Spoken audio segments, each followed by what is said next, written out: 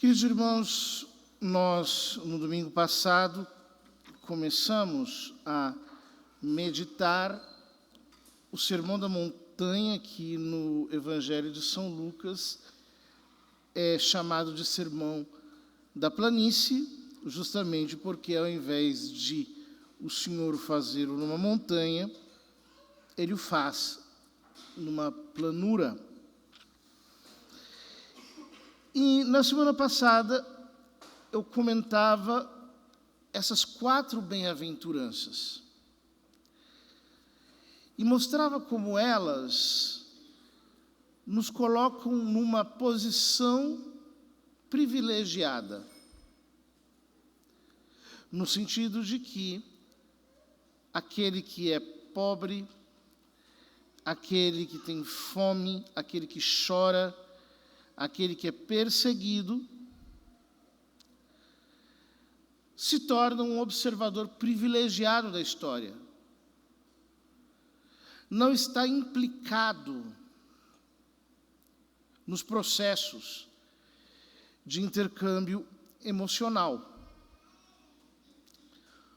A consequência disso, e eu diria até o objetivo daquilo que foi dito antes, está nessa segunda sessão deste sermão que nós lemos hoje no Evangelho e que se centra sobre o mandamento da caridade. Em outras palavras, quando nós estamos por demais misturados nos processos humanos, quando nós estamos implicados emocionalmente em tudo, chega a ser impossível amar. Por quê? Porque o jogo de carência, desprezo, revide, sentimento de injustiça, ao mesmo tempo desejo de vingança, de dar o troco, são muito fortes. Vejam, por exemplo, numa família, quando as pessoas são muito intensas, o excessivo amor, às vezes, produz excessivas brigas. E é muito mais complicado você conseguir, por exemplo, perdoar alguém quando você está no meio de um conflito emocional. Você está implicado na situação. É muito simples. Basta pensar, por exemplo, numa briga de casal. Às vezes, uma das partes está tão alterada, está tão desesperada emocionalmente, que alguém que está de fora consegue ter mais sensatez. E é capaz de aconselhar, é capaz de dizer, olha, calma, não é tudo isso. Está doendo tanto porque ele apertou num calo. Ele pegou numa ferida. Calma, não é tudo isso. Ou seja, essa posição das bem-aventuranças nos coloca numa espécie de posição de liberdade interior, em que nós paramos de nos implicar de maneira tão intensa nos processos de intercâmbio emocional e nos colocamos assim numa posição que eu chamaria de a superioridade do amor. Ou seja, uma posição em que nós nos tornamos invulneráveis sob certo aspecto para podermos usar de amor, bondade e misericórdia com todas as pessoas.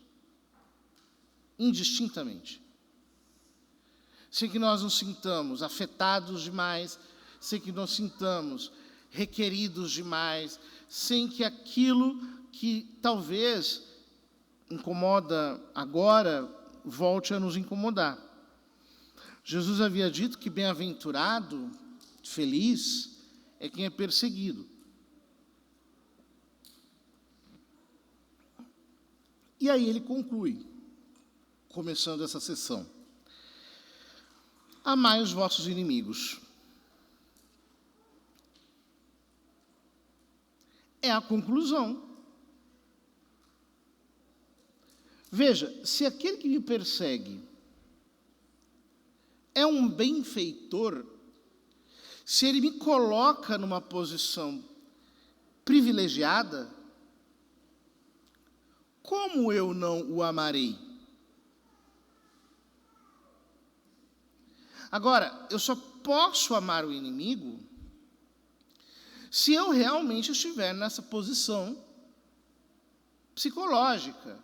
Ou seja, se eu conseguir sair daquela dinâmica de amor e ódio, e, de certo modo, de fora, olhar aquela relação e dizer, bom, ele está tentando me fazer o mal, só que não vai dar certo. A única coisa que ele consegue é me fazer o bem. Portanto, eu vou amá-lo. Vejam que equilíbrio é preciso ter para pensar as coisas desse modo. Como é necessário que nós tenhamos realmente uma psique ajustada.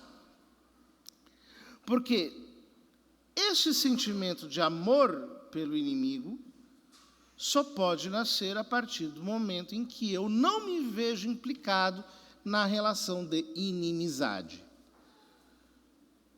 Ou seja, ele é meu inimigo, mas eu não sou inimigo dele. Ele pensa que me está fazendo mal, mas eu sei que a única coisa que ele pode me fazer é o bem, porque tudo concorre para o bem daqueles que amam a Deus. E quanto mais ele me joga para fora, mais eu me coloco numa posição privilegiada para enxergar todo o jogo, desde fora e desde o alto. Ou seja, eu me torno inatacável, inimplicável. Não tem jeito.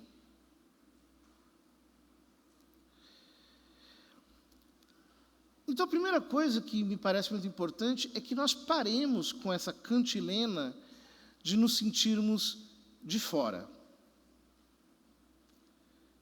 Porque se você se faz de vítima e diz assim, ai, todos me excluem, ai, que ninguém me aceita, ai, que todos me rejeitam, você não vai conseguir viver isso.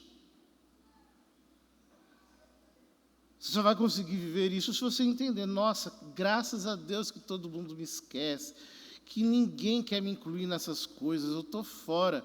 Muito obrigado, Deus. Quanto mais, melhor. E assim eu amo.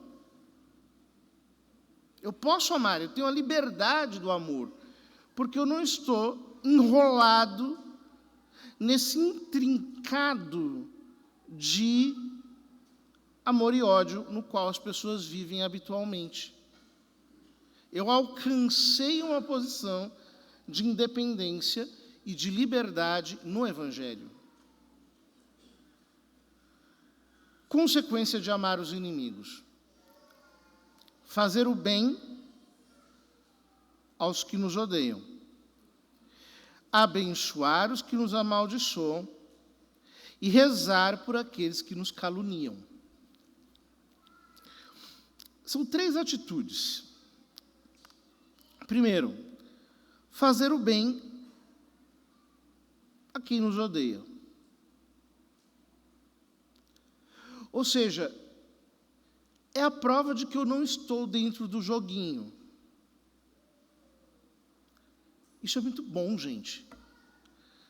Nós não conseguimos perceber a infantilidade que é, por exemplo, Você está lá no seu trabalho. Aí tem uma fulana que não gosta de você, que não olha na tua cara. Aí você começa a pensar, já que ela não olha na minha cara, eu também não vou olhar na cara dela. Já que ela me deu bom dia, eu também não vou dizer bom dia para ela. Já que ela me deu um coice, eu vou dar um coice nela. Pelo amor de Deus, isso é criancice. Falta liberdade interior. Eu não vou entrar nesse jogo. Me dê um coice, Deus te abençoe, está tudo ótimo, tranquilo, não me atingiu. Estou fora disso. Não sou atacável. Interiormente eu estou numa posição de invulnerabilidade. Bendizei os que vos amaldiçoam.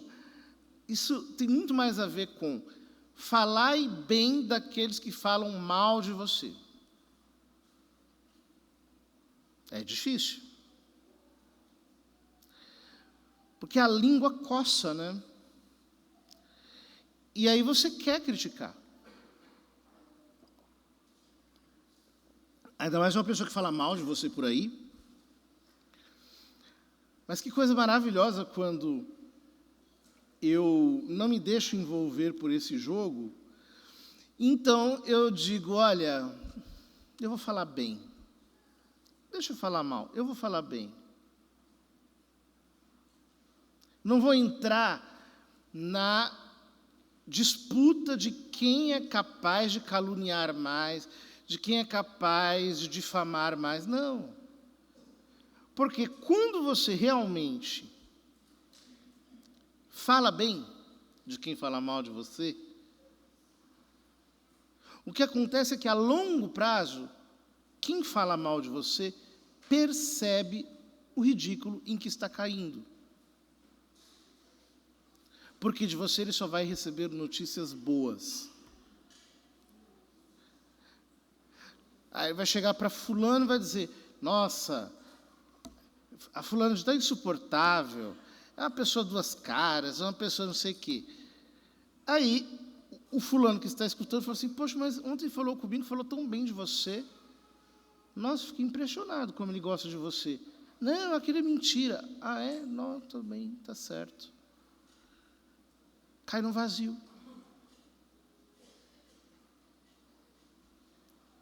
Essa história de que chumbo trocado não dói é mentira, hein?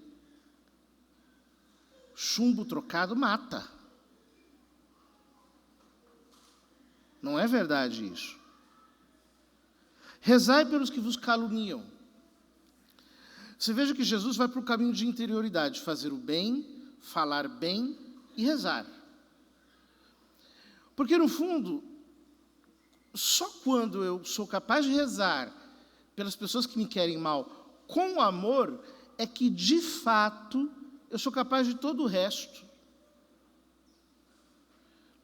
Nós todos deveríamos diariamente ter a nossa listinha de pessoas que implicam conosco e rezar com muito amor por elas.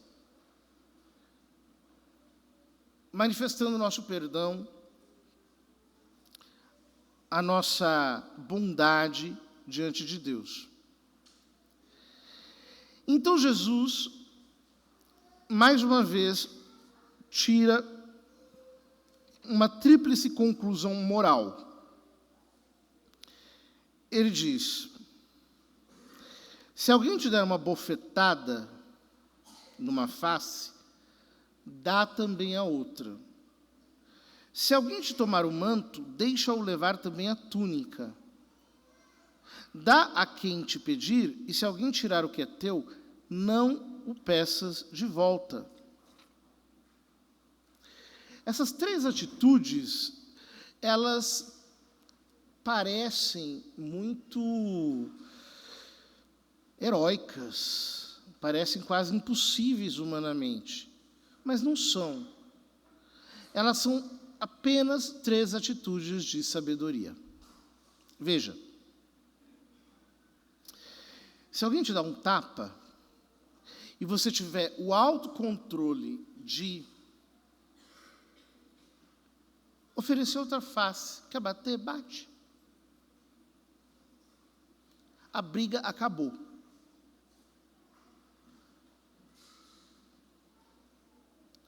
Agora, se você revida e começa a troca de agressões, o círculo vicioso da supressão, da destruição não vai parar.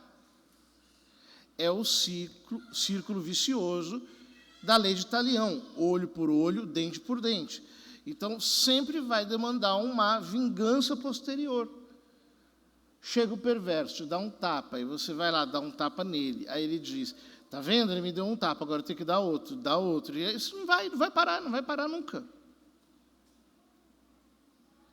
O que Jesus está dizendo aqui, traduzido em outras palavras, é o seguinte: desiste dessas brigas. Desiste. Sabe quando nós temos aquela preguiça de entrar numa contenda? As pessoas estão querendo achar motivo. Estão riscando a faca no chão, que nem faziam antigamente os cangaceiros. Estão te desafiando. Mas você, como é um homem da paz, como é uma pessoa sensata, você diz, nossa, eu não quero entrar nisso. Ah, quer levar a capa? Leva a túnica, leva tudo. Pega, pode pegar.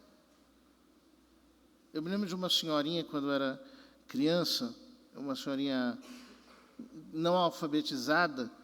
Naquela época tinha umas desordens litúrgicas, os padres mandavam o povo rezar juntamente com eles a oração da paz, né? E ela, na simplicidade dela, ela dizia assim: o Senhor Jesus Cristo dissesse aos vossos apóstolos, eu vos deixo a paz, eu não dou a minha paz. Ela dizia isso, eu não dou a minha paz. A gente tem que aprender a dizer isso. Eu não dou a minha paz. Alguém quer brigar? Brigue sozinho. Comigo, não. Estão me chamando para um duelo? Ah, meu querido, vai duelar com a sua sombra. Comigo, não. Eu estou na minha. Eu não dou a minha paz. Eu não negocio a minha paz. Estou aqui, em paz com Deus.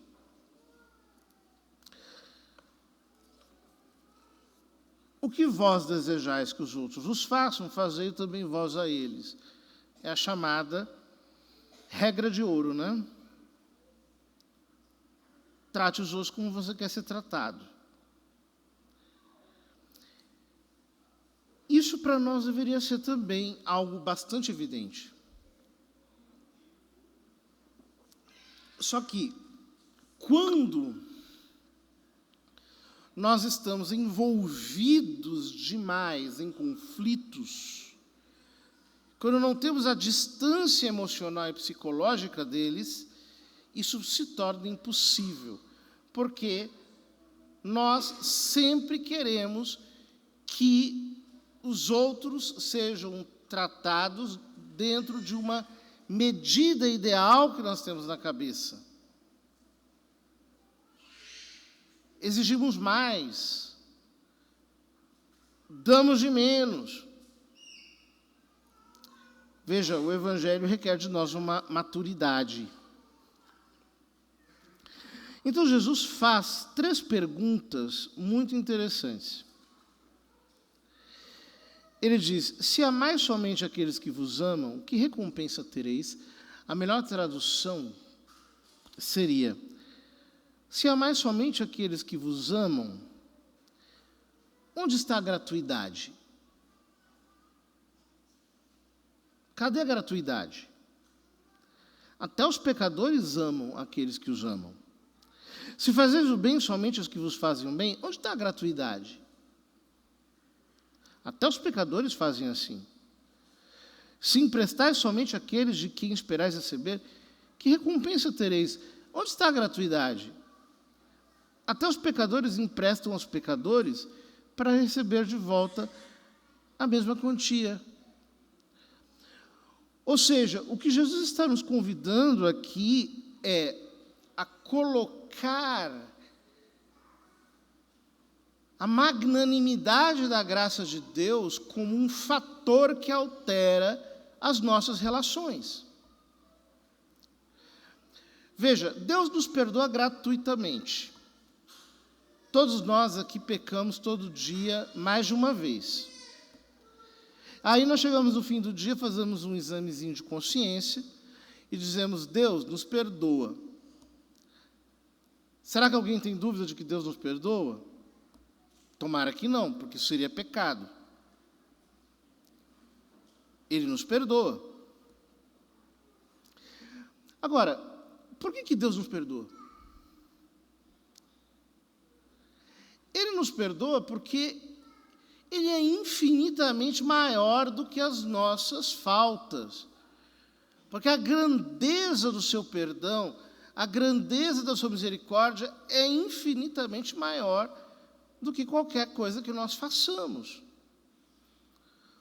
Ou seja, nós só podemos exercer bondade, amor, misericórdia, graça, quando nós adquirimos uma magnanimidade, a nossa alma se torna grande. Então nós dizemos: olha, tanto faz, deixa isso para lá, eu não quero nem pensar nesse assunto, eu já perdoo de antemão. Aquele que tem uma alma magnânima, esse é capaz de exercer gratuidade nas suas relações. Ao contrário, quem não tem, quem é pusilânime, quem tem a alma pequena, vive sempre cobrando por cada mesquinharia que lhe acontece. Dizem que os leões não conseguem enxergar os insetos, porque eles têm um olhar magnânimo, e por isso são chamados reis da selva. Pois é, nós temos que ter essa magnanimidade. Se nós ficarmos a vida inteira atrás de picuinha, gente, tem pessoas que são viciadas nisso, que adoram uma fofoca, adoram uma intriguinha, e que estão ali sempre atrás, sempre ouvindo, sempre escutando, sempre procurando. E tudo que é muito efêmero, desprezível, que não é nada, as pessoas acabam dando importância para aquilo, e tal, não sei o quê, você viu que falou, que disse, que não sei o quê. Seja magnânimo. Tem uma alma capaz de passar por isso, por cima de tudo isso, tranquilamente, que não fica o tempo todo parando para enxergar mosquitos. Ao contrário, amai os vossos inimigos. Mais uma vez Jesus diz: fazei o bem e emprestai sem esperar coisa alguma em troca. Então a vossa recompensa será grande, e sereis filhos do Altíssimo, porque Deus é bondoso também para com os ingratos e os maus. Ou seja, Deus trata todos com uma igualdade bastante escandalosa. Não é que a tempestade só cai na casa de quem não presta. Não, cai na de todo mundo. Então vejam, Deus, assim como não cria nenhum tipo de segmentação, de secessão entre os homens, de separação, nós também não podemos dividir a humanidade entre os pró e os contra. A riqueza de matizes é muito maior. Sede misericordiosos, como também o vosso Pai é misericordioso. Isso em São Lucas tem um peso muito forte. São Lucas é o evangelista da misericórdia. Basta lembrarmos, por exemplo, a parábola do filho pródigo, que nós iremos ler durante a Quaresma. Não julgueis e não sereis julgados, não condeneis e não sereis condenados, perdoai e sereis perdoados, dai e vos será dado. uma boa medida calcada, sacudida, transbordante será colocada no vosso colo. Porque com a mesma medida com que medirdes os outros, vós também sereis medidos. Ou seja, resumindo esse ensino final de Jesus, nesse trecho do Evangelho, nós precisamos ter a generosidade de um perdão obstinado, de uma misericórdia que está olhando sempre para frente e nunca para trás. Quando ele diz, não julguem, o que ele está querendo dizer é, vocês têm que ser pessoas que estão olhando tão para frente que não estão nem prestando atenção nessas minudências. Tem um olhar grande, tem um olhar magnânimo, tem uma alma realmente generosa, bondosa. E aí vocês não vão se preocupar. As pessoas vão ofender, vocês não vão nem perceber. Que maravilha você ter essa liberdade interior, né?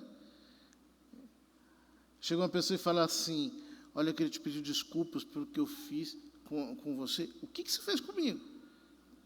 Não, porque aquele dia tal... Nossa, eu nem reparei. Se você não falasse, eu não saberia. Quer dizer, alguém que está olhando numa direção tão mais alta que nem se dá conta de ofensas, de nenhum tipo de ataque, está para além disso. Jesus quer te levar além. Ele quer te tirar desse sequestro de paixões tão pequenas, tão insignificantes. Nós precisamos crescer no Evangelho, queridos irmãos. Nós precisamos crescer para termos a maturidade, a superioridade do amor. Vamos pedir perdão ao Senhor por sermos tão mesquinhos, tão pequenos nos nossos juízos, por sermos tão facilmente irritáveis, tão facilmente atingíveis, por as pessoas conseguirem acessar de um modo tão fácil as nossas carências. Peçamos ao Senhor que Ele nos dê uma certa irritação com essa nossa infantilidade, que nós temos um certo abuso de nós mesmos, que nós olhemos e nos enojemos um pouco. Poxa, como eu estou há tantos anos caminhando na palavra, mas eu ainda sou tão primário, eu tenho reações tão atávicas, tão brutas. E peçamos ao Senhor que Ele nos conceda um crescimento verdadeiro no amor. Porque apenas um crescimento verdadeiro no amor é que nos permitirá estar numa posição real de liberdade. De outro modo, nós estaremos sempre debaixo do cativeiro das dificuldades que sempre existirão na convivência humana. Que o Senhor nos liberte disso tudo e nos coloque numa posição de segurança, paz, invulnerabilidade no amor da sua palavra.